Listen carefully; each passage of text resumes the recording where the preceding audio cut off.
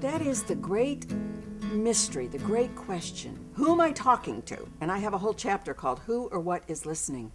In the end, it doesn't matter what you name it. I really, really, really do not care what you call it. But the point is, I think every single person on the planet has had that experience of a gut feeling. I really shouldn't go there. I shouldn't go out with that person.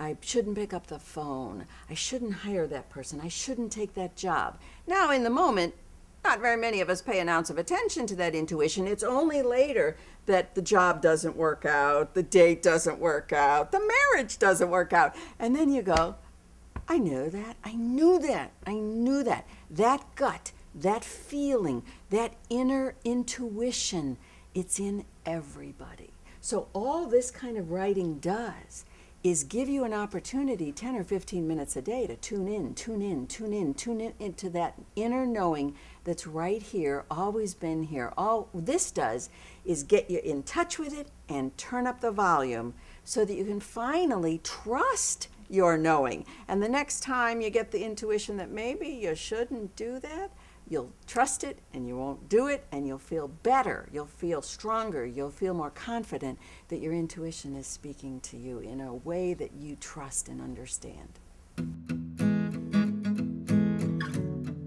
There really aren't any that can't be.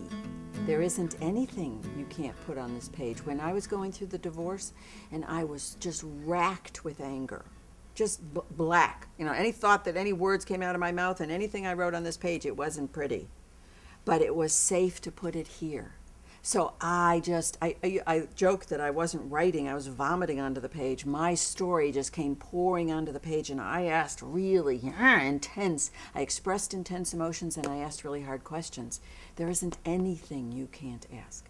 And what you'll discover as you begin to get used to this kind of practice, this kind of habit, and you begin to feel really comfortable with this kind of dialogue, what you discover is that the questions you currently ask aren't the real questions. They're very superficial. And so you start to ask deeper and deeper and wiser questions, and you find yourself asking questions you've never asked before. And that's when you start getting information you've never gotten before. Well, it's not the voice, because the voice is only goodness, kindness, and wisdom.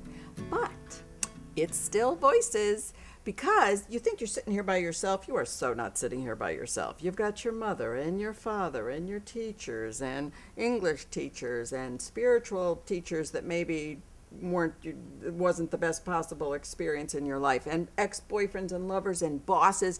There's a whole cacophony of voices here that would be thrilled to give you advice, just as they do like on the phone, right? Your mother will tell you, your sister will tell you, everybody's got advice for you, right? So when you write in a slow journaling kind of way, all those critical voices that have built up over the past 30 years, 40 years, 50 years, if you're me, 60 years of that, it will come out on the page, or it will come out in your dreams, or it will come out in your experiences. But when you learn to write this way, really, really fast, you get ahead of them. You get ahead of them. So you stop having a conversation with your mother's fear about money and your father yelling at you about something. You stop hearing those voices and start tuning into who you really are.